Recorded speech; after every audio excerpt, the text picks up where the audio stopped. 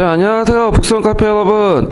자, 오늘은 저번 시간에 이어서 테마 22번으로 들어갈게요. 비잔티움 제국을 이제 볼게요. 비잔티움 제국. 자, 이 비잔티움 제국은 여기 보시면 알겠지만 시험 문제 자주 나오는 부분이에요. 한 7번 정도 나왔는데, 주로 이제 유스티니아누스 황제하고 군관구제, 그 다음에 둔전병제, 그 다음에 이제 비잔틴 문화의 어떤 그 전반적인 거, 예를 들어 성상파괴 운동이라든지 비잔틴 문화가 슬라브족들에게 영향을 줬다, 이런 내용들이 나오는데, 자, 이 비잔티움 제국을 동로마 제국이 되죠. 정확한 명칭은. 근데 이 비잔티움이라는 제국은 그 명칭이 어디서 나냐? 자, 동로마 제국의 수도가 어디예요? 이 콘스탄티노플이죠. 예, 콘스탄티노플인데, 이 콘스탄티노플 그 전에 명칭이 비잔티움이에요.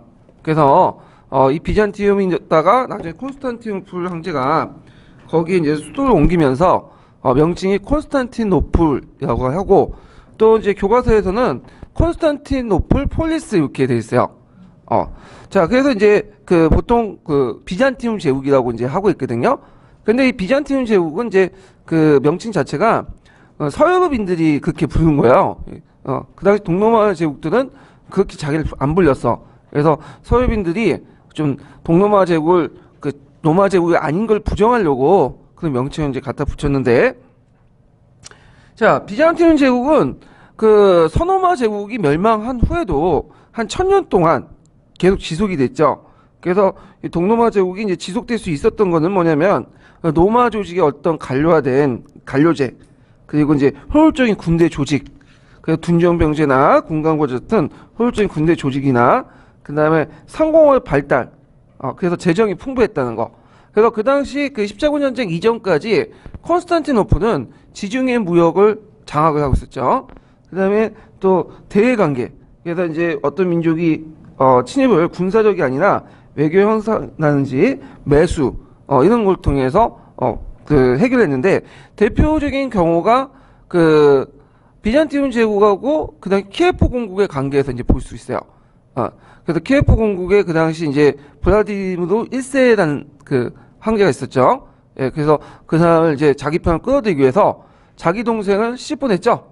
이렇게. 그 대신에 블라디미르 1세가 그리스 종교 개종하는 것을 이제 전제 조건으로 했는데, 그렇기 때문에 이제 비잔티움 제국은 러시아에 큰 영향력을 발휘했고요. 그 다음에 이 비잔티움 제국은 동유럽 지역에 선교사들을 많이 파견했어요. 그래서 기독교 포교를 많이 했는데, 원래 기독교 포교가 주요 목적이지만 그걸 통해서 그 당시 슬라브족들을 자기 영역으로 끌어들이려는 어떤 노력의 일환이었다. 자, 이런 측면에서 주변 민족들 효율적 관리했기 때문에 이런 오래 지속될 수 있었다는 것도 이제 볼 수가 있죠. 자, 그러면 이제 정치적인 특징을 좀 볼게요. 동로마 제국의 정치적 특징. 동로마 제국의 정치적 특징은 정교일치죠. 이거는 서유럽 지역의 정교 분리하고 비교해 볼 수 있어요. 그래서 서유럽 같은 경우에는 세속 권력하고 그다음에 그 당시 영적 권력이 명확히 분리돼 있죠. 예. 근데 이제 이에 반해서 동유럽 같은 경우에는, 동유럽이 아니라 비잔틴 제국 같은 경우에는 재정하고 세속 권력하고 영적 권력이 일치돼 있다. 그래서 정교 일치적 성격을 갖고 있는데, 그걸 이제 잘 말해주는 용어가 뭐냐면 황제 교황주의예요. 황제가 무슨 역할을 하는 거예요? 서유럽의 교황 역할을 하는 거죠. 예. 그래서 이제 황제 교황주의라고 하는데, 유스티니아누스 황제 때 확립됐어요. 자, 황제 교황주의의 이제 주요 내용을 보면요, 세 가지를 이제 볼 수 있는데, 콘스탄티노플 대교구에 대주교를 임명할 수 있는 권한이 있어요. 수자 대주교를 임명할 수 있는 권한이 있는데, 근데 여기 주의할 것은 황제가 수자 대주교를 겸하는 게 아니에요. 임명권을 갖고 있어요. 그래서 교회가 3명을 이제 후보를 올리면 그 중에 1명을 황제가 선택을 하는 거죠. 예, 그래서 오늘날식으로 따지면 대통령이 기독교, 불교, 이런 천주교의 수장들을 임명하는 거야. 근데 지금은 그렇지 못하죠. 정교 분리니까. 자, 그 다음에 이제 두 번째로는 종교회를 소집할 수 있는 권한이 있어요. 공예 이런 것들을 소집할 수 있는 권한이 있고, 그 다음에 또 세 번째는 거기에 소집해서 내용을 결정할 수 있는 권한이 있어요. 교리 같은 것들을. 그 대표적인 것이 뭐냐면 레오 3세가 성상 숭배 파괴령을 내렸죠. 이거는 엄밀히 말하면 종교적 문제 아니에요? 예, 근데 이걸 이제 황제가 직접 내린 거야. 그래서 그 황제 교황주의의 세 가지 내용, 구체적 내용을 쓰다고 하면 이걸 쓰시는 게 좋아요. 예, 그래서 잠깐 이제 5개념을 갖고 있는 분들이 계신데, 이 황제 교황주의라고 해서 황제가 마치 교황의가 겸직, 그러니까 이제 콘스탄티노플 수자 대주교를 겸직했다. 그런 식으로 생각하신 분이 있는데, 그게 아니에요. 예, 그래서 EBS 강의나 그런 데서는 또 이런 식으로 잘못 가르치는 분도 있더라고요. 예, 그래서 이거 좀, 수정해 주시고.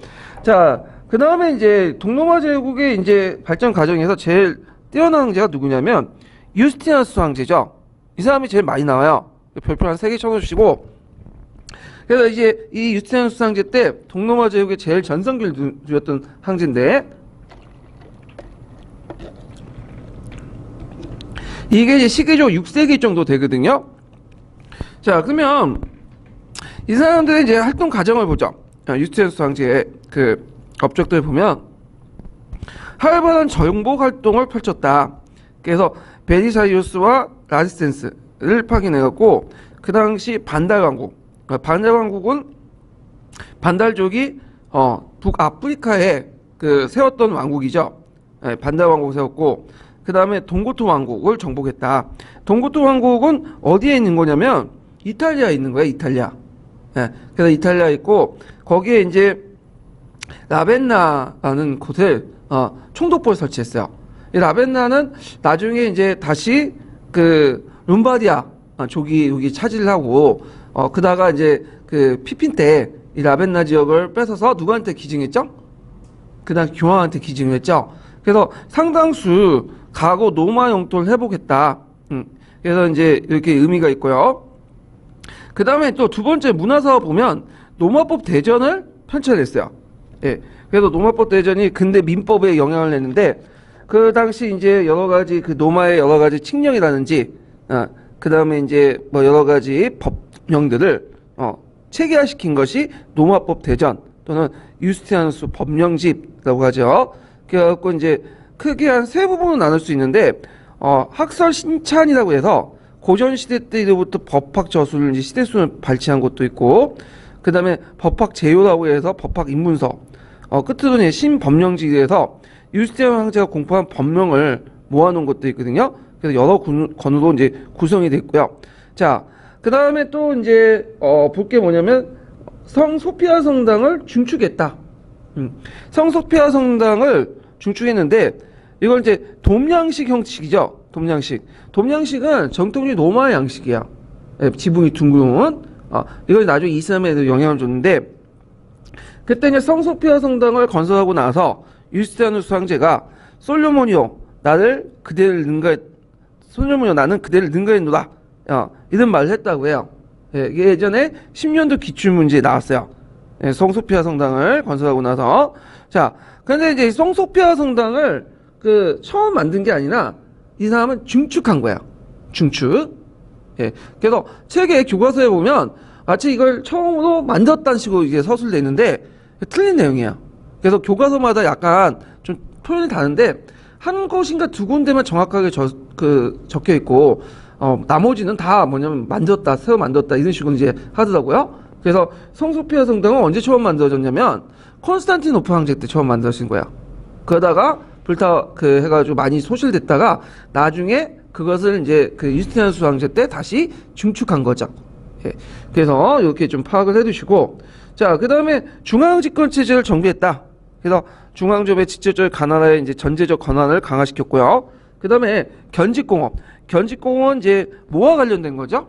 비단. 그래서 그 당시 중국으로부터 비단 생산 기술을 받아들였어요. 그래갖고 이제 이런 걸 통해서 이제 견직공업을 발달시켰는데 특히 그때 그 견직공업을 발달시키는데 큰 공헌을 했던 사람들이 누구냐면 네스트 유스파야. 네스트 유스파는 여러분도 알다시피 당나라 때부터 중국에 지출했죠. 그래서 당나라에서 이제 대진교, 뭐 경교 이렇게 불렸던 그 파들인데 이들이 이제 중국에 가갖고 직접 그걸 배워왔어. 그래서 이것을 이제 견직공업이 이제 발달됐고 이것을 서유럽에 전파시켜줬다라는 거죠. 자, 그 다음에 이 당시 또 이제 무슨 반란이 났냐면 니케의 반란이 있었어요. 니케의 반란.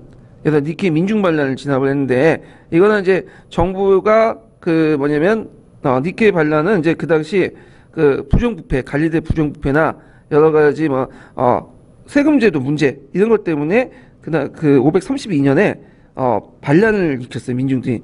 그래갖고 이제 그때 이제 반란이 일어나니까 그 유스티누스 황제는 황제 자리를 포기하고 도망가려고 했거든요. 근데 그때 그 왕비라는 사람이 황제의 자주석 옷이야말로 영광스러운 수이다 말하면서 그 당시 왕비가 이제 그 사람에게 힘을 부여해주고 병력을 규합해서 폭동을 진압할 수 있었죠. 이 왕비가 어떤 사람이냐면 테오도라라는 왕비가 있어요. 테오도라. 예. 그래서 이제 이 테오도라라는 황제 그 왕비가 있는데 이 사람은 이제 출신이 미천해요. 예, 그래가지고 그 서커스 딸이라고 해요. 서커스 이제 했던 딸이라고 하거든요. 그래서 이제 출신이 미천하는 데인데 뛰어난 여걸이었다. 이름 정도만 기억을 해두세요. 테오도라 정도. 자, 그 다음에 교회 제도를 개혁했는데 아까 얘기한 것처럼 황제 교황주의 있죠. 황제 교황주의. 이걸 확립을 했던 황제가 유스티누스 황제야. 그래서 예전에 유스티누스 황제 업적 한 두세 가지 써라고 문제가 나왔거든요. 유스티누스 황제가 누구고 유스티누스 황제의 업적 이걸 쓰는데 그 유스티누스 황제 그 이름을 못 쓰는 사람들이 많아요. 좀 이해가 안 되겠지만 되게 많아. 그 당시 그게 07년 기출 문제인데 그 업적을 썼는데 이름이 생각이 안 나는 거야. 이름이. 그래서 그 역사 공부할 때 솔직히 이름을 정확히 기억하는 거는 그렇게 중요하지 않은데 이게 이제 임용에는 되게 중요해요. 어떤 명칭, 사건의 어떤 명칭, 사람 이름 이런 것들 많이 나오거든요. 유스티누스 황제, 뭐 노을라 이런 사람들. 그러니까 이름은 정확히 좀 기억을 해둘 필요가 있어요. 자, 그럼 이제 세만 가정을 보자. 자, 이렇게 이제 그 유스티누스 황제 때 전성기를 누린 다음에 그 후에 이제 주변부터 여러 민족들의 침을 받게 돼요. 7세기 초 때는 사산족 페르시아, 7세기 중반에는 이슬람의 침을 받거든요. 요거 꼭 기억을 해두세요. 예전에 이제 그 군간구제와 둥전병제 이렇게 만들 당시에 그 쳐들어왔던 민족, 사산족 페르시아 문제 나왔죠? 예, 그거 기억을 해두시고. 자, 그래서 유스티누스 사후에 그 당시 아바르족이니 뭐 슬라브족이니 사산족 페르시아든지 이런 것들을 이제 여러 민족들이 이제 공격했고 특히 이제 많은 침을 받던 민족이 사산족 페르시아와 사산족 페르시아 다음에 어떤 민족이었죠? 민족의 세력이죠. 이슬람 세력들부터 공격을 많이 받게 돼요. 그래갖고 이제 헤라클리우스제 예전에 한번 기출문제 나왔죠. 그래서 헤라클리우스제 때 그 당시 이제 그 사산족 페르시아에 공격을 받고 비잔티움 소가 이제 소아시아 축소를 됐고 물론 이제 나중에 헤라클레스 때 또 뭐냐면 반격을 해요. 그래갖고 사산족 페르시아를 또 원정도 가고 그렇지만 말기 때 이 사산족 왕조를 멸망시킨 이슬람 세력들이 공격을 들어오죠. 그래서 이제 여러 혼란상이 있었는데 이때 헤라클라티우스 제 때 실시한 제도가 뭐냐면 군간구제와 둔전병제예요. 네. 근데 이 군간구제와 둔전병제 실시 시기에 대해서 여러 가지 학계 견해들이 많아요. 근데 이제 본인은 이거 알 필요 없고 그 헤라클리우스제 때 만비했다. 이렇게 이제 좀 기억만 해주시면 될 것 같아요. 자, 군간구제와 둔전병제는 그 예전에 기출문제 나왔던 거죠. 그래서 이게 거듭된 외부의 위협을 대처하기 위해서 이렇게 만들었던 제도인데 이것이 서로 개념적으로는 분리된 제도지만 서로 연결돼 있어요. 예. 자, 그럼 군간구제부터 이제 좀 보면요. 군간구제 같은 경우에는 제국의 모든 영토를 31개로 나눠요. 31개로 군간구로 나누고 그 다음에 이제 스타테구스라는 그 군사령관을 임명하죠. 군사령관이 지방 행정도 관할하면서 그 다음에 군사권, 사법권을 다 부여해요. 그래서 군대 지휘관한테 사법권과 행정권을 또 부여해주는 그런 군정일치의 행정제도예요. 네. 자, 이런 제도를 왜 만들었을까요? 효율적으로 적을 막기 위한 거죠. 왜냐하면 그 당시에는 전쟁이 빈발했기 때문에. 그래서 이런 것들은 이제 우리가 삼국시대 때 행정주의 볼 때 보통 이제 군사령관이 모두 겸하죠. 지방 행정관도 같이 겸하죠. 이런 거와 이제 연결시켜서 좀 보시면 될 것 같아요. 그 다음에 그 밑에 이제 둔전병제를 실시했는데 둔전병제는 뭐냐 하면 농민들에게 군역에 종사하는 대가로 토지를 지급하고 그리고 이들이 계속 군역을 종사한다는 조건으로 그 토지를 상속할 수 있도록 한 거야. 예, 군둔이죠, 군둔. 그래갖고 농민들에게 이제 평상시에는 농사 짓고, 그러니까 전쟁이 나면, 뭐냐면, 갑옷을 챙기고 싸우는 제도야. 그래서, 정근대 시대 때 특징 중에 하나가, 군대는, 그 군대 장비나 무기나 이런 식량관 누가 다 돼서 간다는 거 있죠? 자기가. 그래서 어느 정도 경쟁 능력이 있어야지만 할 수가 있는 거야. 그렇지 못하면 용병제로 이제 전환이 되는 거죠. 자, 그래서 이런 식으로 해서 군간구자 둔정병제, 이거 꼭 기억을 해두시고, 그래서 군간구자 둔정병제는 개념적으로는 서로 다른 제도지만 서로 연관이 돼 있는 제도다. 이렇게 이제 보시면 될 것 같아요. 예. 그래서 서계에 보면 아직 군간구제를 둔정병제가 군간구제처럼 이렇게 서술돼 있어. 같이 서술돼 있는데 그건 그냥 같이 연관됐다는 것 뜻이 군간구제가 둔정병제는 아니에요. 예.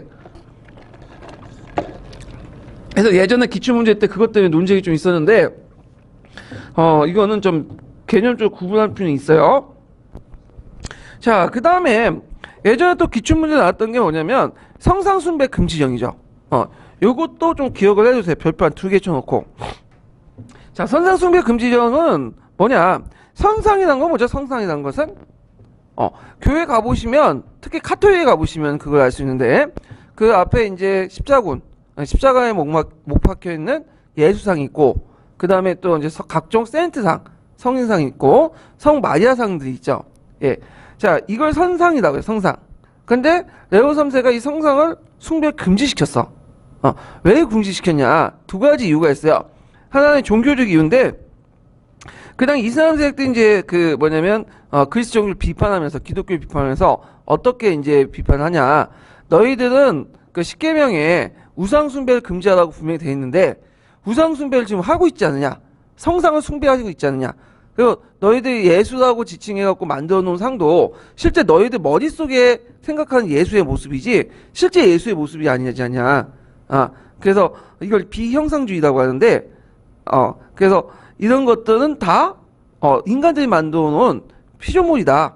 그래서 비형상주의에 입각해갖고 이런 것은 우상이기 때문에 없애야 된다.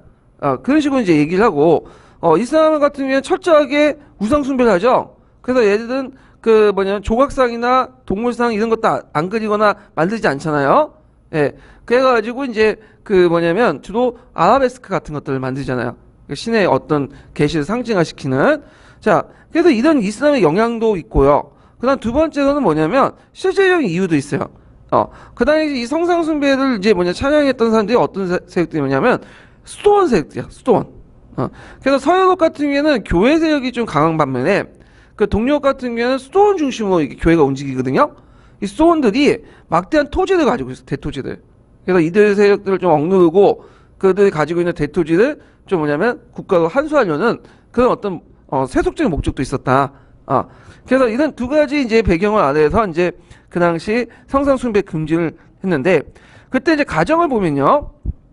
일단 네오 3세라는 사람이 1차 숭배 금지를 해요. 그러다가 이제 또 이데네 여자라는 사람이 이제 2차 니케이 공의에서 성상 숭배를 허용하고 그러다가 네오 5세 때 다시 2차 성상 숭배를 금지를 해요. 그리고 나중에 이제 843년에 가면 성상 숭배를 금지를 철회하죠. 그래서 성상 숭배는 잠깐 있었던 거야. 그리스 종교에. 그리스 종교에. 그래서 이제 지금은 성상 숭배를 인정할까요? 금지할까요?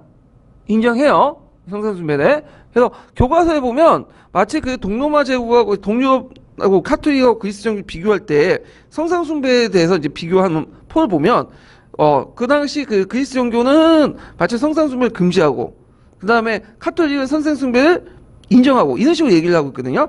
근데 그건 잘못된 표예요. 일시적으로 했던 거예요. 일시적으로. 그 예전에 시험에 나왔던 거죠. 그래서 그때 이제 일시적으로 이제 할 때 나타났던 그 장식물이 뭐냐면 이콤이라는 게 있어. 이콤. 장식물보다는 그를 이제 성상을 대신할 수 있는 그 것들 필요했는데 이걸 이콤이라고 하거든요. 이콤은 뭐냐면 성상이 아니야. 이거는 성하죠. 성하. 그리고 이 성상은 숭배의 대상이지만 성화는 그냥 그 예수님이나 성인들의 활동을 그려놓는 거야. 표현하기 위한. 그 이콤이라는 새로운 장르가 등장했다.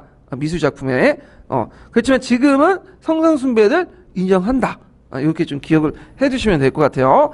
일시적인 현상이었다 이렇게 좀 보면 되고, 근데 이제 이런 선상숭배 금지는 불똥이 어디에 튀냐면 서유도부터 튄 거야. 노마 교황부터. 노마 교황의 입장 볼 때는 이 성상숭배가 좀 마음에 안 드는 거죠. 왜냐면 노마 교황은 지금 게르만족들을 포교해야 되는데, 게르만족들은 예전에 부족신을 숭배할 때 부족신 형상을 만들어 놓고 그 숭배를 하는 습관도 있었거든요. 그러니까 이제 이게 좀 설득력 있게 먹히지 않는 거야. 성상이 필요했던 거죠. 그래서 이걸 반대했어요. 그러다 보니까 동로마 황제와 갈등이 어떻게 해요? 될 수밖에 없겠고, 그 당시 이제 동로마 황제로부터 보호를 받고 있었던 그 교황은 이제 보호를 더 이상 못 받게 된 거죠. 그러다 보니까 새로운 정치적 파트너가 필요했고, 그 당시 등장했던 사람들이 피피나 카우스 대제나 같은 프랑코 왕국들이죠. 그래서 프랑코 왕국과 손을 맺게 된 거죠. 이런 거에 연결시켜서 보시면 되고, 결국엔 이걸 계기로 해서 이제 카톨릭과 그리스 종교가 갈등을 빚게 돼. 동유럽 지역의 교회와 서노마 쪽의 교회가, 서유럽 지역의 교회가 결국에는 11세기 때 서로 파문을 쳐요. 교황이나 콘스탄티노플 대주교가 서로 이제 파문을 이제 함으로써 교회가 완전히 갈라지죠. 그러니까 그 계기가 만들었던 것은 성상숭배 금지령이고, 그 다음에 완전히 갈려진 것은 11세기 이후라 이렇게 보시면 돼요. 11세기 이후. 자, 그래서 이제 그 11세기 이후에 갈라지고 나서 그 당시 이제 그 서유럽 지역의 로마 교구는 카톨릭이 된 거고, 보편적인 거죠. 보편적. 그 다음에 이제 보편적인 뭐예요? 모든 사람들이 공감할 수 있는 그 종교라는 거야. 그 자기 교리가. 근데 이제 이에 반해서 그 그리스 종교는 오르도스.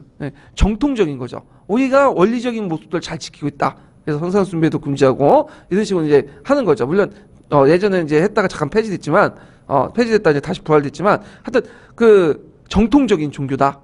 그래서 그리스 종교 오르도스라고 하는데, 자, 하여튼 이게 두 개가 분열돼 나갔다. 그래서 카톨릭은 주로 서유를 믿고, 그리스 종교는 동유럽 쪽에서는 러시아도 믿고, 그죠? 자, 결국에는 이제 비잔티움 제국 누구한테 멸망당해요? 오스만 트루코에게 멸망당하죠. 1453년. 그래서 오스만 트루코에게 멸망당하면서 이제는 중세가 끝이 되는 거야. 그래서 서노마가 멸망되면서 고대가 끝이 됐고, 그 중세 시작이 됐고, 그 다음에 이제 동로마 멸망함으로써 중세 끝을 만들었죠. 그래서 중세 시작과 끝을 서노마와 동로마가 같이 이제 시작했는데, 자, 그럼 문화적인 측면에 볼게요. 자, 문화적인 측면에서는 그리스 헬레니즘 문화를 그대로 계승했다. 그리고 그리스 종교에 결합을 했는데, 그래서 헬레니즘 문화 특징이 현세적이죠. 현세적 아름다움을 추구했다. 자, 그 다음에 이제 그리스와 로마 카톨릭의 비교를 보면요. 일단은 로마 카톨릭 같은 경우에는 종교 분리죠. 근데 이제 이에 대해서 그리스 종교는 황제 교황주의가 해서 종교 일치고요. 그 다음에 예전에 기출문제 나왔던 것이 뭐냐면, 자, 로마 카톨릭은 라틴어를 공용해요. 라틴어. 근데 이제 그리스 종교는 처음에 라틴이었다가 그리스어를 사용하게 되죠. 나중에. 그리스어 사용했던 것은 뭐냐면, 원래 이제 그 동로마 제국은 영토가 그리스 반도 외에도 소아시아 지역, 그 다음에 중동 지역 등 방대한 영토를 차지하고 있었잖아요. 근데 시간이 지나면서 외부 민족들이 침입받게 되니까 영토가 점점 축소가 돼요. 점점 축소가 돼가지고, 이게 어디까지 가냐면 그리스 반도일 때만 이제 장악을 하게 되죠. 그 다음에 주민도 상당수가 뭐예요? 그리스인이고, 그 다음에 왕통도 그리스계로 바뀌어요. 그러면서 그리스어를 이제 주로 사용하고 있다. 그래서 그리스어를 바탕으로 이제 그 당시 이제 아리스토텔레스 철학이라든지 플라톤 철학 같은 거 있죠. 이런 철학도 연구하게 되고, 나중에 비잔틴 제국이 멸망하고 나서 그걸 연구했던 학자들이 어디로 가요? 많이 이탈리아로 가죠. 그때 북부 이탈리아 갔고, 그냥 르네상스 발달 기여했고요. 그 당시 이제 오스만 트루코에서 이제 멸망을 당한 비잔틴 학자들이 그리스 가면서, 이제 이탈리아 가면서 그런 플라톤 철학 있죠.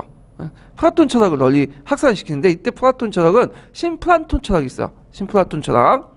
자, 그 다음에 이제 로마 카톨릭은 성상숭배를 인정하죠. 근데 이제 그리스 종교는 성상숭배를 금지하는데, 아까 말했처럼 이 금지라는 것도 일시금지예요. 일시금지. 지금 허용하고 있고요. 자, 그 다음에 로마 카톨릭은 게르만족들에게 전파되죠. 그래서 서유도의 문화를 바탕으로 두고, 그리스 종교는 서노마 슬라브족들에게 전파돼요. 그래서 동유럽 문화의 바탕이 됐다. 그래서 근데 주요한 건 슬라브족에 전파했다 해서 모든 슬라브족들이 그 그리스 종교를 믿고 있는 건 아니에요. 슬라브족도 크게 이제 세 계통으로 나누죠. 서슬라브, 동슬라브, 남슬라브 이렇게 있는데 서슬라브는 오늘날 카톨릭을 믿죠. 폴란드라든지 체코 이런 지역을 얘기한 거고, 그 다음에 이제 저쪽 그 동슬라브족 같은 경우에는 오늘 러시아 지역을 말해요. 그래서 주로 이들은 그리스 종교를 믿고 있고, 남슬라브는 더 복잡하죠. 거기 오늘날 유고 있는 지역인데, 옛날에 크로아티아 그 당시 마케도니아인, 그 다음에 이제 그 세르비아인 등등 있는데, 세르비아 같은 경우에는 그리스 종교를 믿고, 그 다음에 크로아티아는 뭘 믿죠? 카톨릭 믿죠. 그리고 이제 예전에는 같은 민족이었는데 오스만 투르크의 지배를 받다 보니까 거기에 이슬람을 많이 믿는 사람들이 등장을 해요. 그래서 이슬람 세력도 있어요. 원래는 같은 민족이 같은 언어인데 종교가 다르기 때문에 민족이 달라지는 거야. 이런 경우에는 그렇게 해갖고 하지만 이제 전반적으로 슬라브족들에게 영향을 미쳤다. 자, 그러나 예술 같은 경우에 보면 건축 미술에서 이제 특징은 비잔티움 양식이죠. 그래서 이제 아까 말한 성 소피아 성당이 이제 대표적인 것들인데, 자, 성 소피아 성당의 특징은 뭐냐면 외관이 웅장해요. 예. 그래서 이제 겉보기에 상당히 웅장하고, 그다음 모자이크 벽화, 모자이크 벽화가 존재를 하죠. 그래서 이제 이렇게 있고, 근데 이 화려한 모자이크 벽화가 이제 되게 뭐냐면 특징인데, 이는 이제 그 고도의 어떤 추상성, 형식성 이런 것들을 상당히 가지고 있고, 거기에 유리, 조각이 금박, 은박 이런 것들을 사용이 있고요. 자, 그래서 이제 있고 돔 양식. 돔 양식은 아까 말처럼 지붕이 둥근 양식이죠. 나중에 이슬람에 영향을 줬던 것인데, 자, 그래서 이런 특징들을 가지고 있다. 이렇게 좀 기억을 해주시면 돼요. 자, 미술적으로 보면 세미나가 있는데, 세미나는 이제 그 뭐냐면 아주 이게 자질한 것들을 그리는 거죠. 네, 그래가지고 얇은 그 뭐냐면 아주 내용이 자질한 내용들, 그러니까 세부적인 것들을 자세히 그린 것을 세미나라고 하는데, 이게 있고요. 그 다음에 또 하나가 뭐냐면, 이거 좀 수정해야 되는데, 자, 거기 보면 그 필사본이죠. 이게 세미나가 그 내용이 아니라 지우시고, 거기 이제 필사본의 첫머리를 도형이나 무양으로 장식하는 게 있어요. 그래갖고 보통 예전 책을 보면 첫머리 있죠. 첫머리를 크게 그려놓고 도형을 이렇게 멋있게 그려놓은 거 있죠. 요런 것도 이제 만들어졌고요. 그 다음에 이제 세미나는 지우세요. 내용이 아니에요, 이거는. 예. 자세히 그래서 세부적으로 그리는 걸 세미나라고 하고, 그 다음 이콤이라는 있는데, 이콤은 이제 아까 얘기한 성화상으로서 그 성상숭배 금지의 영향을 받았어요.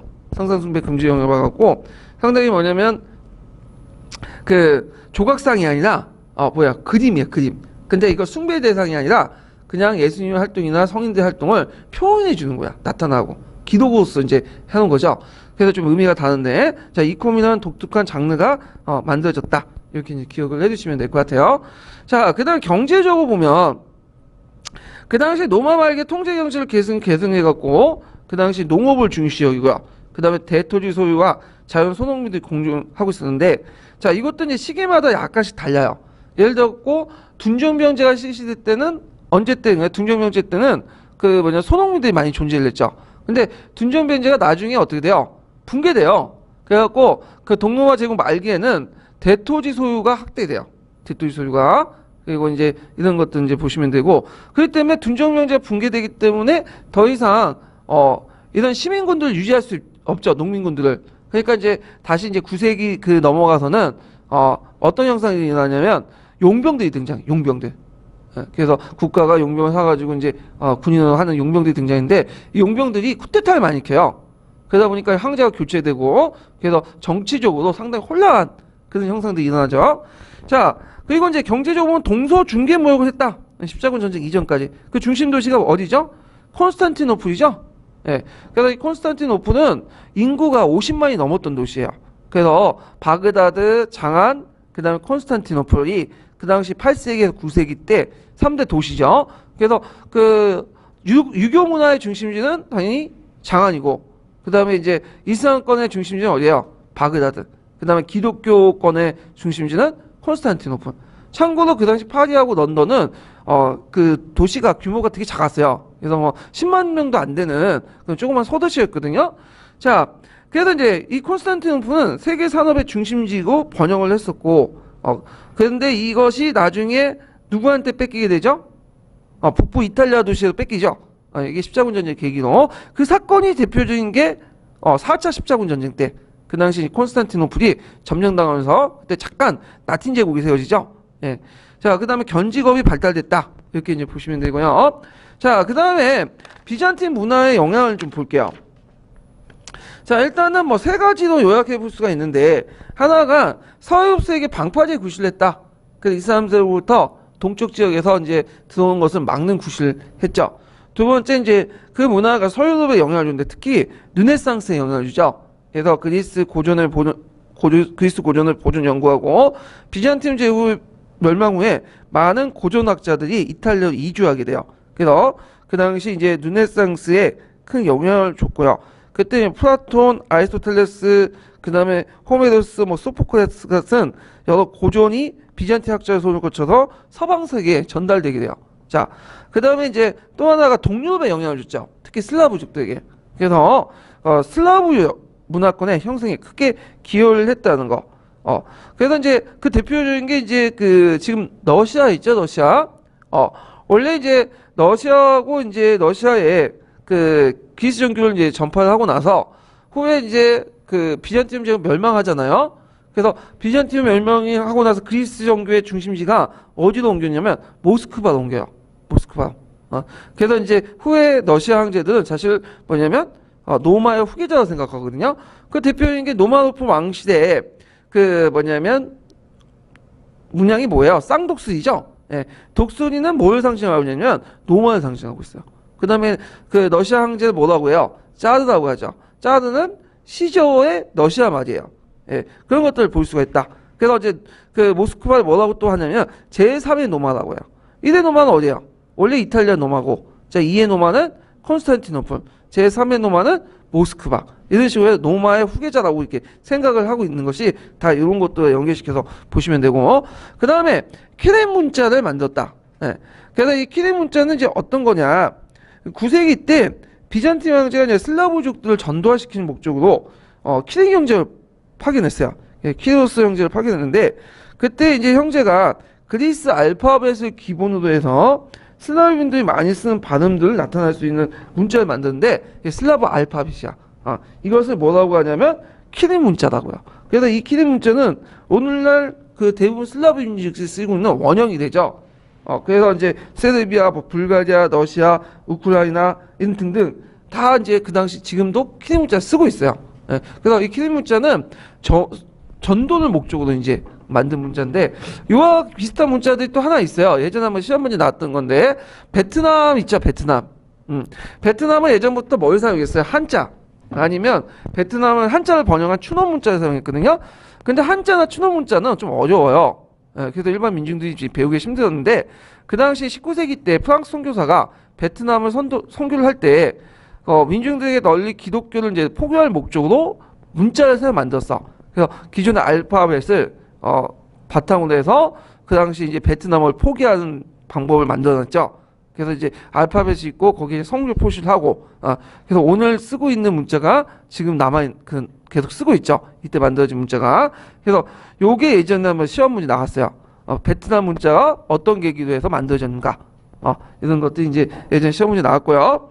자, 그래서 이제 이런 내용들로 이제 있다라는 걸 좀 기억을 해두시면 되고, 거기에 또 한 가지 더 추가하자면, 이슬람 문화에도 영향을 주죠. 이슬람 문화에도. 그래서 이제 건축 양식, 특히 돔 양식 같은 거, 모자이크 양식, 예, 원주나 아치 같은 그런 건축 양식에도 영향을 준다. 이런 것들 좀 기억을 해두시면 될 것 같아요. 자, 그러면 관련된 내용을 한번 볼게요. 198페이지 펴보세요. 198페이지.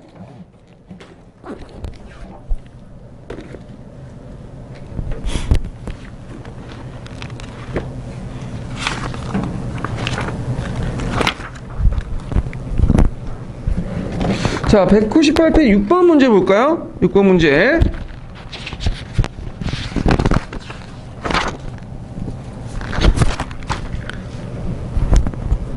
자, 다음 기획과 니은 제도의 내용을 각각 두 줄이내로 서술해보고 이들 제도를 실시한 목적을 말해보시오. 그리고 9세기 때 니은 제도가 붕괴된 배경을 한 줄 이내로 말해보시오. 자, 유스티누스 황제 때 그 비잔틴 제국이 잦은 외침을 대비하기 위해서 통치제를 정비했는데 이걸 그 안에 있네요. 예, 목적 자체가 잦은 외침의 대비인데. 예.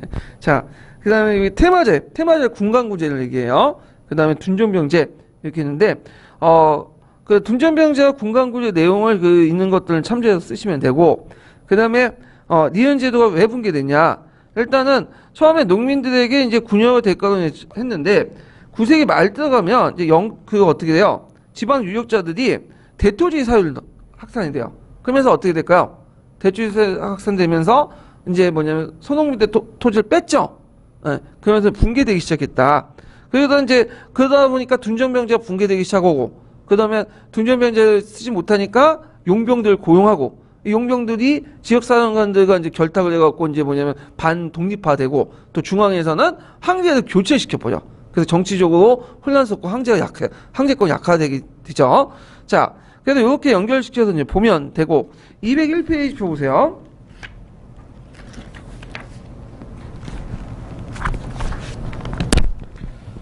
200페이지네, 200페이지. 12번 문제 볼까요? 12번 문제.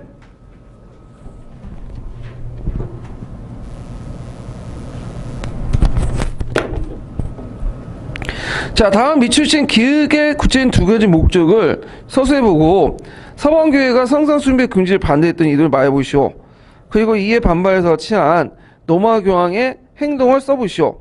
자, 비잔팀 제국의 황제 네오 3세는 종교 정치적 목적으로 726년 성상 파견을 명령했다. 네오 3세는 서방교회에 대해서도 실시를 명령했지만 서방교회는 반발했다.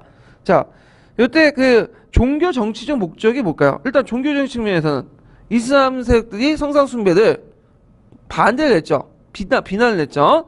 그래서 이런 것들 그 대응 차원에서 이제 했고, 정치적으로는 그 다음에 대토지 소유자하고 성상숭배에 반대했던 스톤 세력들을 뭐냐면 억누르기 위한 거죠. 예.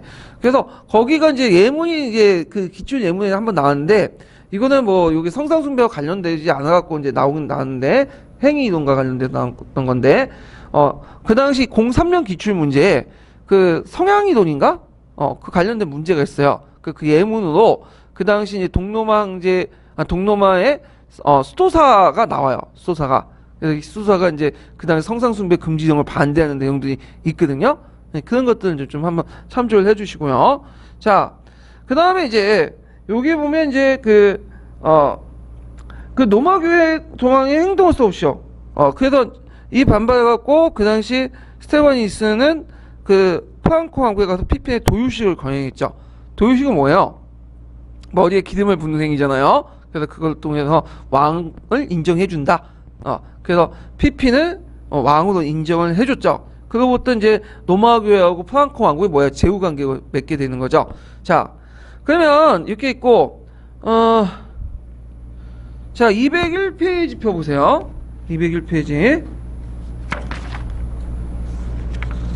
201페이지 14번 문제를 볼게요. 14번 문제. 자, 가의 경제적 역할을 서술해보고 가가 경제로 몰락한 이유를 말해보시오. 밑줄친 내용과 관련된 사례를 두 가지 적어보시오. 자, 5세기 말에 게르만 민족의 이동으로 몰락한 서노마 제국과 달리 동로마 제국을 동로마가 아니라 가는 그 콘스탄티노플을 수도로 한 동로마 제국은 1000년 이상 유지했다. 자, 그럼 콘스탄티노플의 역할 뭐가 있을까요? 유럽과 아시아를 잇는 길목에 있는 동서 교육의 중심지다. 기억을 해두시고 되고, 몰락 이유는 아까 얘기했던 제4차 십자군 전쟁이죠. 그래갖고 4차 십자군 전쟁 때 약탈당했고, 그래서 이제 그 중심지가 베네치아나 뭐 밀라노 이런 같은 북부 이탈리아 도시로 이렇게 이동을 하게 되죠. 자, 그 다음에 이제 그 황제 교황주의 사례 세 가지 쓰시면 되겠죠. 첫 번째는 황제가 콘스탄티노폴리스 교회의 주교를 임명했다. 그 다음에 대주교를 임명한 거죠. 자, 그 다음 두 번째는 그러니까 엄밀한 주교가 임명했던 분은 콘스탄티노플 대주교라고 해야 돼요. 예, 주교는 그 밑에 있는 사람이고 대주교만 임명한 거고, 그 다음에 두 번째는 교리 문제에 최종적으로 결정권을 가지고 있고요. 그 다음 종교회의를 소집할 수 있는 권한이 있죠. 예, 이런 것들 이제 쓰시면 돼요. 예. 자, 그 다음에 이제 15번 문제 볼게요. 자, 기억이 사용된 배경을 말해보고, 자, 니은의 특징을 한 줄 이내로 서술해보시오. 그리고 동로마가 후대에 끼친 영향을 두 가지로 서보시오. 이렇게 했는데, 자, 그리스어를 공용으로 채택했다? 그리스어를 왜 채택했죠? 인종적으로, 점점 지배층이나 피지배층들이 그리스로 한정돼 있죠. 영토가 축소되면서. 자, 그 다음에 이제 또 하나가 이제 뭐냐면, 니은의 특징. 성소피아 특징을 쓰면 화려한 웅장한 내용, 모자이크 벽화, 도움양식, 이런 것들 쓰시면 돼요. 자, 그 다음에 이제, 영향을 이제 보면, 북쪽의 슬라브족들에게 영향을 줬죠. 그 동유럽 문화의 발전에 크게 기여했고, 그 다음 비잔티움 제국 멸망에 전후해서 많은 학자들과 예술가들이 이탈리아를 망명함으로써 서양 르네상스에 크게 기여했다. 이렇게 이제 쓰시면 되겠죠? 자, 그래서 이렇게 해서 이제 비잔티움 제국이 끝났고요. 다음으로 넘어가죠. 자, 다음이 이제 뭐냐면 근세사예요. 근세사. 네, 근세사인데, 서양에서는 근세라는 말을 안 써요. 근세라는 말은 쓰지 않는데, 근대죠. 엄밀히 말하면. 근데 근대가 너무 많기 때문에 제가 임의대로 그냥 잘랐어. 그 앞부분을. 그래서 제2사의 발견, 르네상스, 종교개혁, 절대왕적, 그리고 관련된 사상, 이런 것들을 이제 제가 근세로 이렇게 묶었거든요. 자, 그러면 르네상스를 볼게요. 르네상스는 그 중요성에도 불구하고 그렇게 많이 안 나왔어요. 그래서 이제 북유럽 르네상스하고 이탈리아 르네상스의 특징을 비교해 보는 부분이 나왔고, 그 다음에 이제 예전에 에라스무스 있죠? 에라스무스의 이제 이런 것들, 성경 반응이라든지, 그 다음에 이제 에라스무스와 루터의 논쟁, 그런 내용도 이제 나왔고요. 그 다음에 이제 여기 보면 이제 이 당시 14세기 때 각국 이탈리아, 북부 이탈리아의 도시 국가들 특징들, 이런 것들 이제 물어본 적이 있고요. 자, 그 다음에 종교개혁 같은 게 보면 여기 보면 이제 종교 전쟁 관련된 부분에서 낭트칠령이 나왔고, 30년 전쟁의 결과인데, 요때 이제 30년 전쟁은 베스트팔렌 조약 있죠. 배경과 가정보다는 베스트팔렌 조약의 결과 부분이 많이 나왔어요. 자, 그 다음에 이제 예수의 종교계의 에라스무스와 루터, 그 다음에 예전에 독일 농민전쟁, 요 부분들이 좀 나왔고, 그 다음에 지리산의 발견에서는 지리산의 발견 배경이나 가정이 나올 것 같은데, 그건 안 나오고, 결과 부분만 지금 중요 나왔어요. 그래서 결과 부분을, 기억을 좀 해주세요. 그래서 가격혁명이나 상업혁명, 이런 등등, 이런 것들을 좀 기억을 해주시고, 절대주의 같은 경우에는 절대주의의 전반적인 특징들을 많이 물어봐요. 절대주의 왕정의 특징, 왕권시 수설, 중상주의, 동유럽 절대왕정하고 서유럽 절대왕정의 특징들 비교하는 거, 이런 것들을 물어봤고요. 그 다음에 루이 14세 정책들을 물어봤죠. 그래서 뽕타포르 칠령이라든지 이런 것도 있고, 스페인의 절대왕권의 어떤 쇠퇴 원인, 요번에 나왔던 게 프렌치 인디안 전쟁 있죠? 식민지 전쟁, 그 다음 7년 전쟁, 그 다음 왕조 전쟁의 전반적 성격. 자, 이거 물어봤고, 사상적인 볼 때는 누쿠의 사상을 많이 물어봐요. 누쿠. 그래서 누쿠의 사상을 많이 보고, 그 다음에 계몽주의, 사회계약설, 이렇게 연결시켜 보면 되고요. 그 외에도 이제 몽테스키에, 볼테르, 그 다음에 이제 이런 것도 있고, 칼뱅의 사상은 많이 나올 것 같긴 한데, 의외로 안 나왔어요. 그래서 오리엔탈리즘과 관련되었고, 딱 한 문제 나왔고, 주로 이제 종교개혁 사상가 부분 루터가 좀 나오더라고요. 예, 그래갖고, 칼뱅도 한번 나올 것 같은데, 지금까지는 별로 안 나왔어요. 이 부분이요. 예. 자, 그래서 이렇게 해서 한번, 전반적으로 이제 봤고, 자, 한번 이제 또 다음 장 넘어가죠. 근세, 테마 1번으로 넘어갈게요. 자, 이탈리아와 북유럽 르네상스의 비교, 성격 비교. 를 좀 보죠.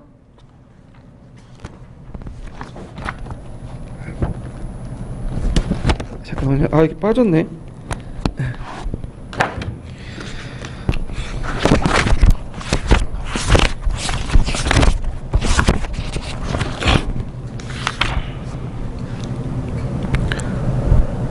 자, 이탈리아 르네상스의 성격은 신미적이고 기족적이고 문예지향적이에요. 예, 그래서 키워드 꼭 외워주세요. 신미적이고 기족적이고 문예지향적이다. 예, 그래서 기족적이라는 말에 이제 좀 방점을 찍어야 되겠죠. 그래서 주로 이제 르네상스의 미술품, 문학작품을 소비하는 계층들은 대중들보다는 주로 돈 많은 사람들이야. 돈 많은 사람들, 돈 많은 귀족이나 교황이나 그 다음에 뭐 대금융업자들이나 이런 사람들이 주로 그걸 소비하기 때문에 상당히 기족적이죠. 그리고 기족적인 그러니까 양과 질 중에 질적인 측면을 강조하죠. 심미적인 성격을 갖고 있고요. 문해지향적인 어떤 특징을 가지고 있다. 그리고 요때 고전을 이제 돌아가는 건 그리스 로마 시대 때 고전이죠. 그리스 로마 시대 때. 그래서 아까 얘기한 것처럼 그 동로마 제국이 멸망하고 나서 많은 학자들이 북부 이탈리아로 건너왔잖아요. 그래서 이제 그리스 로마의 고전을 바탕으로 해서 이런 특징들이 나타나고 이 이탈리아 르네상스는 봉건 세력들이 옹호해요. 우리가 이제 아는 근대 세력들이 아니라 주로 아까 얘기한 도시 귀족이나 교황, 참주 이런 사람들 후견을 해갖고 봉건 귀족들이 이제 뭐냐면 옹호를 한다. 그러니까 자연스럽게 그들의 입장에 맞춰갖고 그들이 소비할 수 있는 작품들을 만들어내죠. 그래서 이들 작품들은 아까 얘기한 참 가시적인 거죠. 가시적. 내가 이걸 소비함으로써 다른 사람들의 권위를 나타낼 수 있기 때문에 약간 좀 대중적이고 저속적인 것보다는 좀 심미적이고 기족적인 성격을 갖고 있다. 이렇게 좀 기억을 해두시면 될 것 같아요. 자, 근데 이에 반해서 알프스 이북의 르네상스는 좀 다르죠. 자, 알프스 이북의 르네상스는 주로 독일이 중심이거든요. 이 독일은 누구한테 핍박받고 있었어요? 그 당시 교황한테 핍박받고 있었죠. 예, 그러다 보니까 이제 반 종교적인 성격을 갖고 있어요. 카톨릭 성격, 반 카톨릭. 그래서 비판적이고 사회적이고 종교지향적인데 이때 지금 종교지향적이라는 것은 반 카톨릭, 반 카톨릭적이고 반 카톨릭을 비판하는 것들이고 카톨릭 이전의 종교를 찾자. 그러니까 카톨릭이 스콜라 철학을 바탕으로 한 거잖아요. 그러다 보니까 이제 원식 기독교 철학을 강조해요. 그래서 원식 기독교 고전을 기반으로 한다. 그래서 지금의 카톨릭이 지금 믿고 있는 불가타라는 그 라틴어 성경판이 아니라 원래 이게 라틴어 성경판 원본이 아니죠. 번역본이죠. 그 전에 이제 시브리어나 그리스어로 쓰인 신약 성경 구약 성서를 가져다가 다시 번역하고 그 다음에 그 번역하는 과정에서 그 당시 이 불가타의 어떤 모순점, 불가타가 너무 의역했다. 그 교회 중심으로 이런 것들 비판하게 되죠. 그 대표적인 사람이 누구예요? 에라스무스죠. 에라스무스. 근데 에라스무스 단계까지는 카톨릭 비판적이지만 카톨릭 자체를 부정하지 않았어요.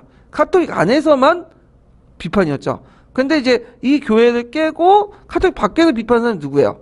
루터죠. 그러다 보니까 이제 루터하고 에라스무스가 나중에 대립을 하게 되는데, 자, 하여튼 이런 알프스 이북의 르네상스와 이탈리아 르네상스의 특징들을 좀 비교를 해보고요. 그걸 좀 약간 이제 좀 더 깊게 제가 이제 표도 만들어가지고 밑에 표를 만들어놨어요. 그래서 이제 이탈리아 르네상스는 도시적이고 시민적이고 전제 군주적인 특징을 갖고 있는데, 요때 이제 시민적이라는 것은 어떤 특징을 갖고요? 그러니까 우리가 생각하는 대중들을 의미하는 게 아니에요. 이때 시민들은 돈을 많은 시민들, 그러니까 대금융업자나 대무역업자 등 고급 예술품들을 소비할 수 있는 사람들 있죠. 이런 사람들 얘기하는 거예요. 그 다음에 이제 북유럽 르네상스는 좀 서민적이지만 거기에 절대군주나 이런 사람들도 지지도 했고 지원도 했고 그랬어요. 예. 그리고 물론 이탈리아 르네상스도 이제 참주들이 이제 지원을 했고 이렇게 했는데, 자, 그 다음에 정치적 상황을 보면 이탈리아 르네상스는 도시국가가 분리돼 있었죠. 예. 근데 이제 이에 반해서 북유럽 르네상스는 연방국가가 분리돼 있어요. 독일 같은 경우에는. 예. 그 다음에 문화적 기본 같은 경우에는 이탈리아 르네상스는 로마 그리스 고전이 직접 연결돼 있고, 근데 이게 북유럽 르네상스는 뭐 중세 기사문화, 그 다음 스콜라 철학, 고딕 건축, 독일의 고전 문화 등 여러 특징들을 가지고 있다. 예, 이런 것들 좀 기억을 해두시면 돼요. 자, 그 다음에 고전문화 관점에서는 이제 고전문화의 부활, 모방의 열중한 데 반해서 북유럽 르네상스는 고전문화를 벗어나서 학구의 비판적인 성격을 갖고 있고, 고대 그리스 철학의 결합에서는 플라톤 철학을 이제 강조한 반면에 얘네들은 원식 기독교 철학을 강조해요. 그렇지만 이제 원식 기독교 철학도 있지만 스콜라적 요소도 같이 있어요. 근데 이제 이걸 바탕으로 해서 북유럽 르네상스 바탕으로 해서 뭐가 나온 거죠? 종교개혁이 나온 거야. 원식 기독교적인 철학들이 등장해서 이어받았고 어떤 종교개혁 원천이 됐다. 이렇게 좀 기억을 해두시면 돼요. 그래서 이걸 대표적인 사람이 에라스무스 같은 사람인데, 이 에라스무스는 가도기적 특징을 갖고 있어요. 원식 기독교 철학을 또 추구하면서도 그 당시 그리스나 그다음 시브리어 원전을 공부하면서 원식 기독교의 어떤 것들이 있는가를 살펴보면서도 동시에 또 종전의 카톨릭 지지하는 스콜라 철학적 요소도 같이 있어요. 근데 이제 나중에 그의 영향받은 뉴턴은 그 스콜라처 요소를 다 버리고 원식 기독교 철학에 이제 몰두하게 되죠. 그래서 종전에 그 스콜라 철학 대신에 예전에 뭘 추구하죠? 교부 철학을 추구해. 예.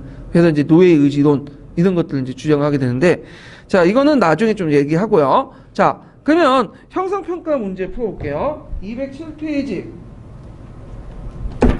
자, 207페이지 1번 문제 볼까요?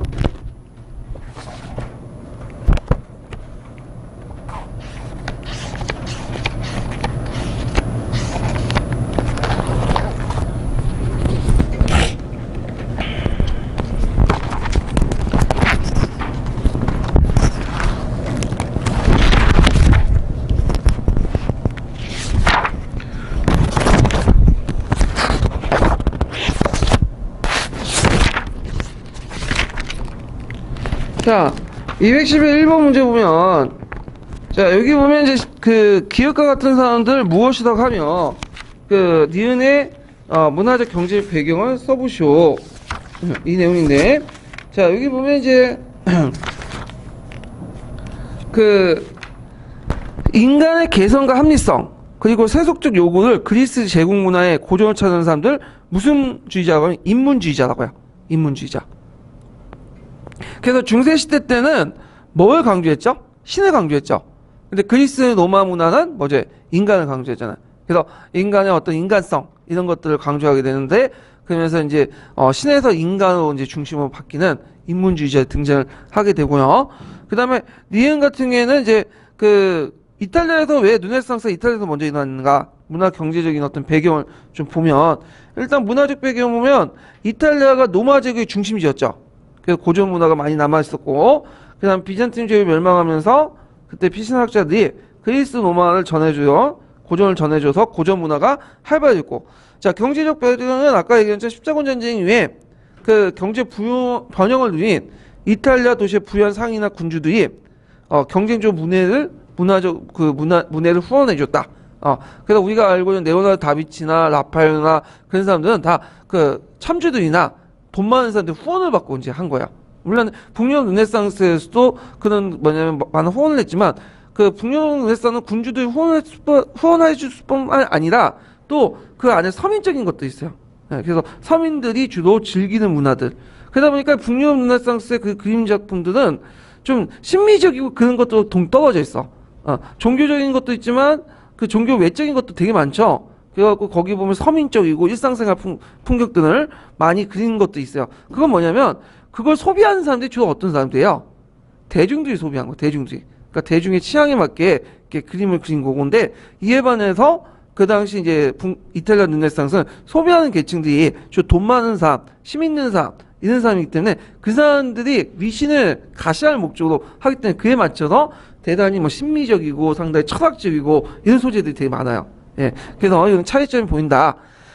자, 그래서 이제 이렇게 이제 봤고요. 그 다음에 르네상스 시대 과학 발달. 그래서 이제 되게 15세기, 16세기 때 여러 가지 이제 그 과학 발달이 일어났는데, 이런 것들이 어떤 영향을 줬는가, 이런 것들이 이제 시험문에 나왔는데, 자, 그러면 한번 보면요. 자, 일단은 하약이 있죠.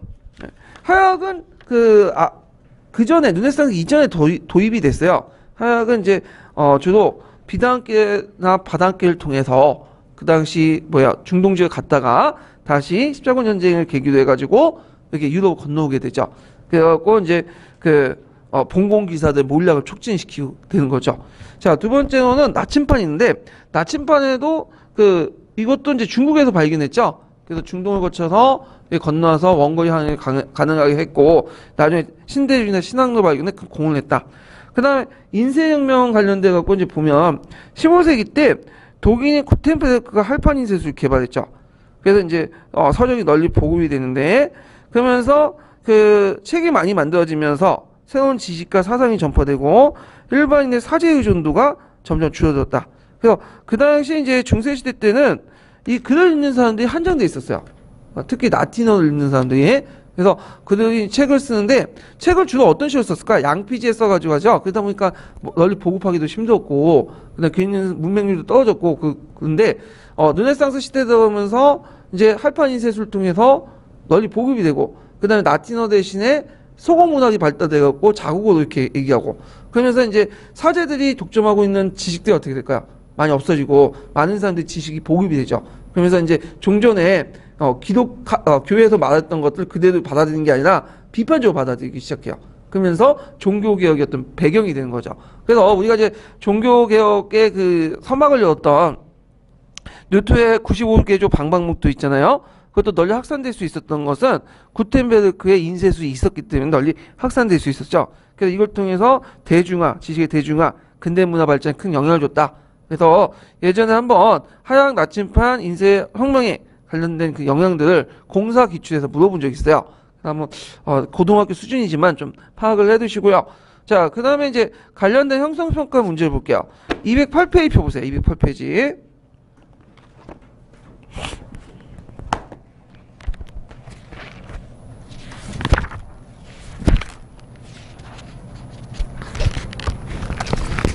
자, 208페이지 6번 문제 볼까요? 6번 문제.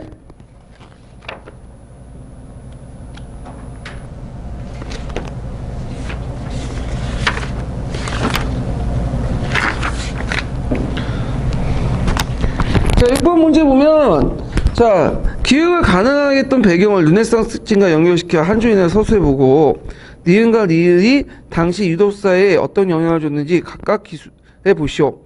자, 유럽의 르네상스 시대에 근대가 발전할 수 있는 토대가 마련됐다.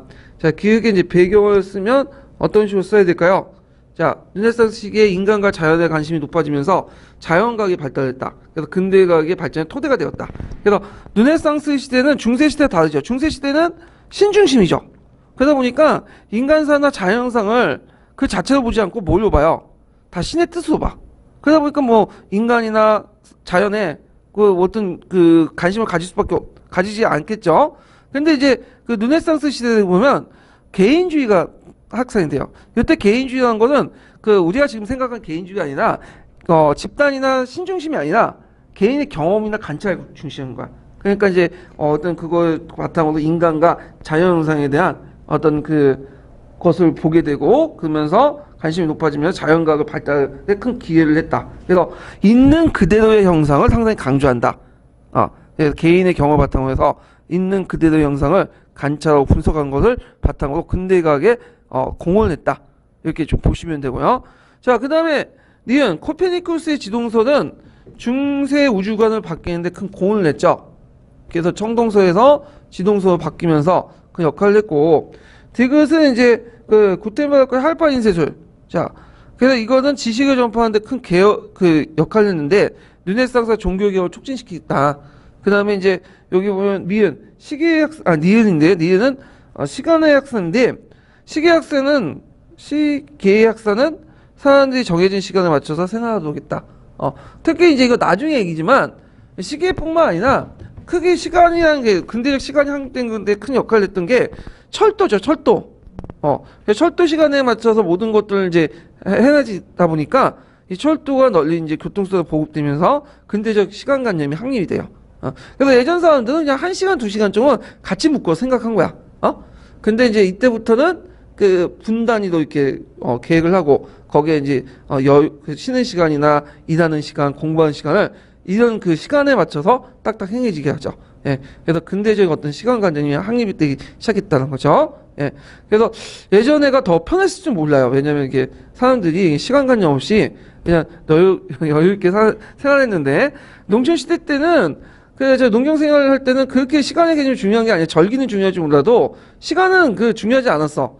그냥 자고 싶은 데 자고 일어났다가 한번 좀 한번 논밭 한번 둘러보고 그 다음에 이제 씨 뿌릴 때나 뭐 파종할 때 그 다음에 파종할 때나 수확할 때만 정확하게 좀 하고 가끔마다 김매기 하고 그 정도였거든요.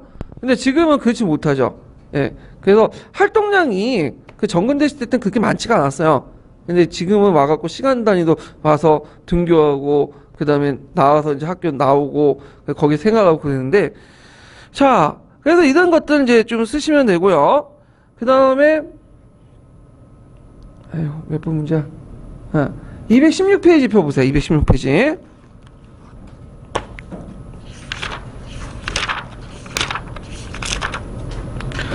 자, 216페이지 보면 30번 문제 볼까요? 30번.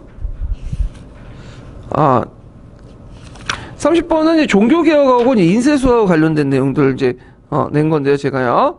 자, 그 각국의 국어에 대한 어떤 영향을 미쳤는지 서술해 보시고 이응과 관련된 전쟁을 써보고 가의 하의 명칭을 내용을 말해보시오 이렇게 있거든요. 자, 요거 이제 그 30번의 기획을 이제 보면 인쇄수의 발전을 심어 유럽 각지에 퍼져나갔다. 자, 그래서 인쇄수의 발달이 또 어떤 거냐면 그 언어의 표준화에 크게 영향을 줘요. 언어의 표준화. 이거는 쉽게 생각해서 지금 뭐 TV나 라디오 보면 우리가 사투리 쓰지만 주로 뭘 써요? 표준어를 쓰죠. 그러면 이 표준어 쓰면 이게 뭐야? 제주도에도 보고 경상도에도 보고 전라도 보면 왜? 이걸 듣고는 이게 표준어라면 따라할 거 아니에요. 근데 우리나라 같이 땅이 좁고 그냥 이런 데는 이런 것 정도 사투리 고정밖에 안 되는데 중국이나 이런 데서는 되게 큰 영향을 받아요. 중국 같은 경우에는 그 언어가 지역마다 달라. 그래서 북경어가 있고 저쪽 강동어가 있고 상해어가 있고 그거든요. 특히 북경어 강동어는 못 알아들어. 통역을 해야 돼. 북경어는 사성이고 강동어 팔성이잖아요. 그러니까 못 알아들어요. 그러니까 지역별로 이 언어가 되게 달랐는데 근데 북경의 CCTV는 뭘로 방송해요? 북경어로 방송하죠. 그러면 저쪽 강동에 있는 사람은 그걸 다 봐요. 배우게 되죠. 그래서 강동 사람들은 이제 평상시에 강동어 쓰지만 다른 지역의 사람들 만날 때 뭐를 쓰는 거죠? 북경어를 쓰잖아. 그러니까 이는 인쇄 매체 같은 매체의 발달들이 그 당시 언어의 표준화를 이루게 된다는 거죠. 예. 그래서 그게 있고 또 성경도 그 역할 크게 역할해요. 인쇄술이 발달하고 성경이 널리 확산되면서 성경에 쓰여 있는 것은 사투리가 아니라 지방 언어가 뭐야? 그 당시 표준어야. 예. 그래서 보통 독일어 같은 경우에도 독일은 오랫동안 분열 시대를 겪었기 때문에 특별하게 통일어가 없어. 표준어가. 근데 어떤 것이 표준화가 되냐면 나중에 루터가 독일어 이게 성경을 발행하잖아요. 이게 표준의 기준이 돼요. 이게요. 그래갖고 이런 식으로 해갖고 표준어가 확산에 크게 기여한다. 이런 것들을 좀 보시면 되고. 자, 그 다음에 이제 그 니은과 관련된 전쟁. 이거는 나중에 좀 얘기할 텐데 이거는 무슨 전쟁일까요? 이거는 슈말카트 동맹 전쟁이죠. 슈말카트 동맹 전쟁. 그래서 그 하이가 뭐냐면 아우크스부르크 하이예요. 그래갖고 이제 개인이 아니라 제후가 자유 도시의 종교 선택권을 가지고 있다. 그래서 노트파 교회가 처음 했는데 물론 아우크스부르크 하이에는 좀 한계가 있어. 왜냐하면 어떤 한계가 있을까요? 개인의 종교 선택을 인정하지 않았죠. 그 다음에 뉴트 계열만 인정했고 칼빈 교회를 인정하지 않았죠. 그래서 이것을 이제 인정하고 공식화된 것은 뒤에 베스튼팔른 조약이죠. 예. 그래서 이제 그 당시에는 어떤 관념이 있었냐면 하나의 왕국, 하나의 종교라는 관념이 있었어요. 예. 그래서 하나의 왕국이면 그 왕이 믿는 그 선택한 그 뭐냐면 종교가 모든 시민이 다 선택을 해야 돼. 그 원칙에 입각해서 했거든요. 그래서 국가 권력이 종교에 상당히 통제를 했단 말이야. 근데 이게 깨지게 된 것이 언제냐면 30년 전쟁 이후에요. 그래서 종교 전쟁을 통해서 막 하다가 많은 사람들이 죽으니까 이제는 서로 인정해 주는 것이 뭐냐면 사회통합이나 이런 것들 낫고 필요하지 않겠다 생각하니까 어쩔 수 없이 그냥 인정을 해주는 거야. 그러면서 이때부터는 뭐냐면 종교의 문제는 이 개인의 문제가 된 거죠. 개인 선택의 문제가. 자, 그래서 이런 식으로 이제 좀 기억을 해두시면 되고. 자, 그러면 이따가 지금 잠깐만 내가 시계를 갑자기 또 뒤에다 놔뒀나? 한 테마만 더 넘어갈게요. 네, 시간상. 자, 르네상스의 인문주의를 볼게요. 르네상스 인문주의. 자, 이 르네상스의 인문주의는 뭐냐면 고전 작품을 수리 정리하면서 연구하는 기풍인데 이때 고전 작품이라는 것은 뭘까요? 그리스 로마 시대 때 고전이죠. 그리스 로마 시대 때 고전. 그래서 그리스 로마 시대 때 고전은 중세 시대 신 중심의 고전이 아니라 어떤 거예요? 인간 중심이죠. 그래서 이런 것들을 통해서 인간의 어떤 모습들을 이제 발견한 거야. 재발견한 거죠. 네. 그래서 이걸 이제 인문주의자라고 하는데, 자, 그래서 이걸 통해서 신중심의 인간 중심적인 어떤 사고방식을 이제 고전 작품에 배우고 이걸 이제 문학이나 예술이나 이런 것들 반영을 하게 돼요. 그래서 그 내용들 보면요. 자, 문학적인 측면에서 인문주의에 영향을 받았고 그 당시 내용과 형식이 그래서 중세와 단절된 어떤 것들이 등장하게 되고 서구가 등장하죠. 예전에는 라틴 문학이 중심이었죠. 예. 그래서 속을 바탕으로 문학 작품을 기록해요. 물론 그 예전에도 속을 바탕으로 기록을 했는데, 이것은 이제 속을 바탕으로 인간의 어떤 그 여러 가지 모습들을 기록했다는 데 특징이 있죠. 그래서 이제 대표적인 게 이제 이탈리아 토속어나 그 외에도 유럽 르네상스에서도 프랑스어, 영어 이런 걸 통해서 이런 속어예요. 이걸 통해서 이제 여러 가지 문학 작품들이 많이 나오게 되죠. 자, 그러면 여기에서 좀 눈여겨볼 게 뭐냐면 그 중세 시대 때는 문학 작품이 있었죠. 분명히 기사 문학이나 음유신이나 이런 사람들이 있었는데 이 사람들은 누가 지었는지 몰라. 왜냐하면 이 사람들은 집단을 나타난 거죠. 집단이나 신의 의지를 표현하기 위해서 적기 때문에 개인의 이름은 안 박혔어. 뭐 민에 찐거나 이런 사람들은 그건 이름이 아니죠. 이거는 그냥 음유신 무이름이죠. 근데 이때부터는 누가 지었는지 이름을 밝혀요. 이제는 신과 집단보다는 뭐가 강조하죠? 개인이 강조. 개인. 그래서 이런 것들이 이제 나타나는데 대표적인 사람이 누구냐? 페트라카죠. 이 사람은 꼭 기억을 해주세요. 페트라카는 최초의 인문주의자, 최초의 근대인이라는 뜻이죠. 이 사람이 예전에 한번 시험 문제 나왔어요. 최초의 근대인. 그래갖고 예전에 기출 예문에 한번 잠깐 언급돼 있어. 그래서 그 사람 이름 정도는 기억을 해두세요. 자, 이 페트라카는 그 당시 이제 특징이 뭐냐?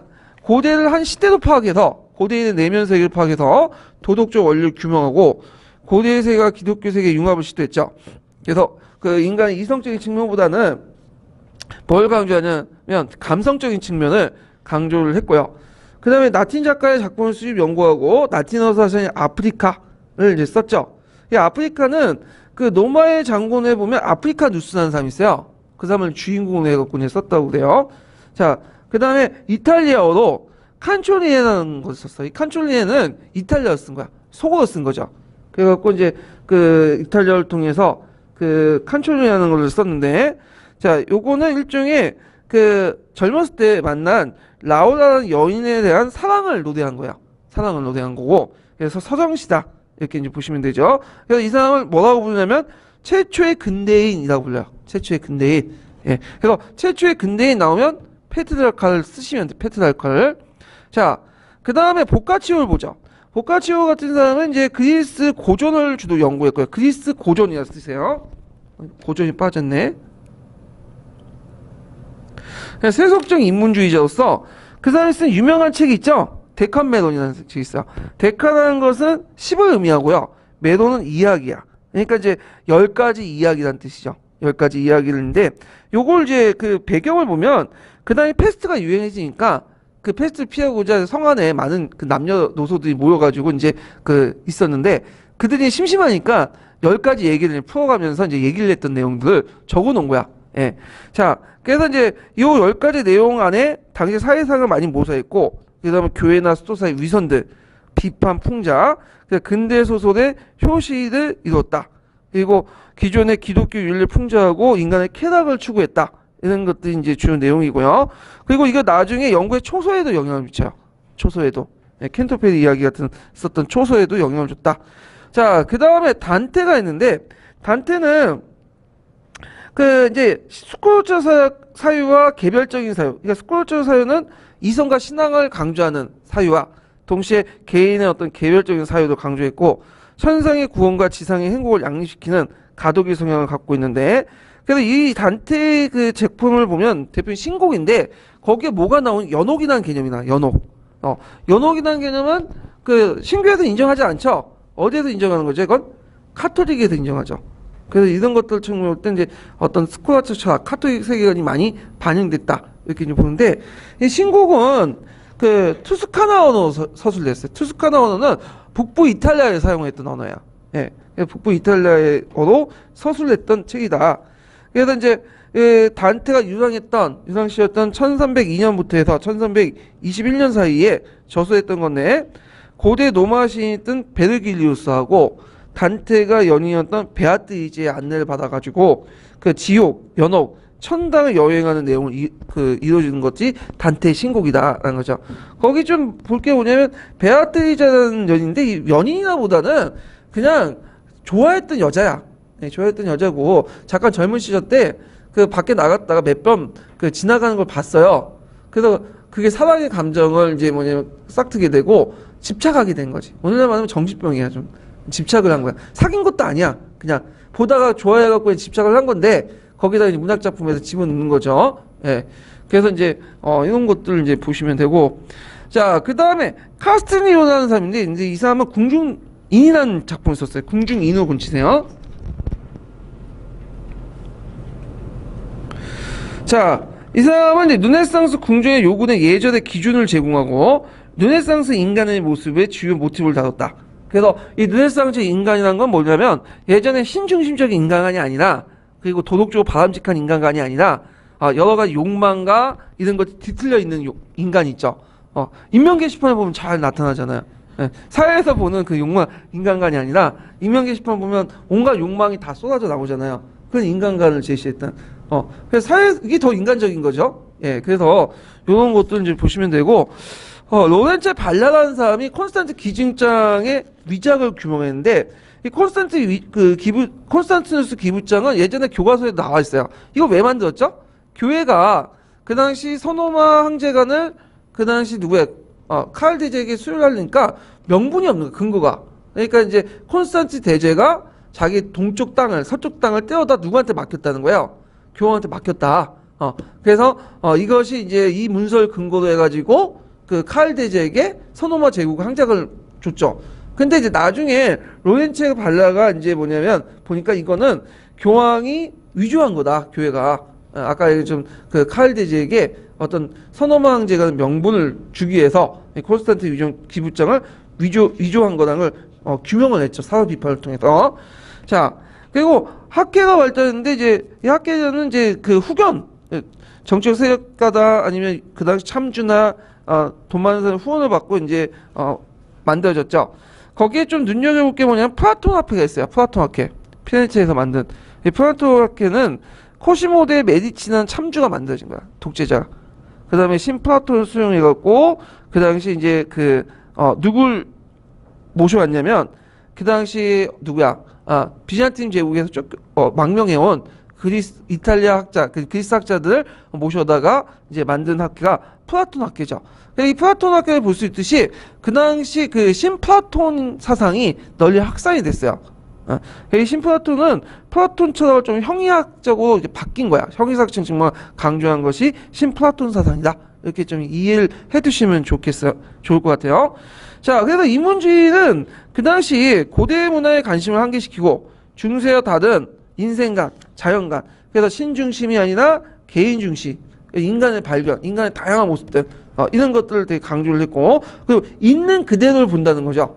그래서 문학작품이나 예술작품, 그 다음에 어떤 자연현상을 강조할 때 종주의 신의 의지에 따라서 모든 걸 결정하는 게 아니라 이제는 있는 그대로를 묘사하고 관찰하는 이런 것들이 다 어디에 나온 거야? 근대과학의 어떤 인식세계죠. 자, 그래서 이것을 이제 그 브루크하우트가 뭐라고 표현했냐면 세계와 인간의 발견이라고 했어. 종전에 신중심의 세계관만 빠져있던 것을 그리스 로마 교전을 통해서 인간과 새로운 세계를 발견한 거죠. 그래서 이제 근대과학의 근대적 세계관은 어떤 단서를 열었던 그런 시대가 르네상스다. 이렇게 이제 보시면 되겠죠. 그래서 세계의 발견은 어디에 영향을 미쳤냐? 지리산의 발견. 근대적 자연과학에 영향을 주고 자연의 아름다운 문장이나 합곡을 모사하고 있는 그대로를 모사하고 인간의 발견한 것은 근대적 인간의 개성적 존재를 인식하고 인간의 육체적 아름다움을 재배하고 인간의 외모를 모사하고 개성적인 내면을 또 연구하고 이런 것도 있죠. 그래서 그 똑같은 마리아상을 그리더라도 달라요. 그 예전에 이제 신중심의 마리아상들 천사와 모습은 여자 천사 모습은 항상 가려져 있어. 가려져 있고 건건해. 근데 이제 그 르네상스 시대 때 천사의 모습과 마리아상은 뭐죠? 가슴이 더 드러내 보이고 그다음에 발라의 모습이고 육체적이고 외모를 되게 강조하잖아요. 네. 그래서 이런 세계관의 변화가 이제 등장을 했다. 이런 것들 좀 기억을 해두시는데 그 세계관과 인간의 발견에 큰 역할을 했던 것은 그 당시 그리스 로마 시대 고전에서 그걸 영향을 받은 거죠. 예. 자, 그래서 이런 식의 이제 그 내용들 좀 파악을 해주시고, 자, 다음 테마 넘어가는데 이제 북부 이탈리아 도시의 특징과 세트인데, 요거는 좀 쉬었다 할게요.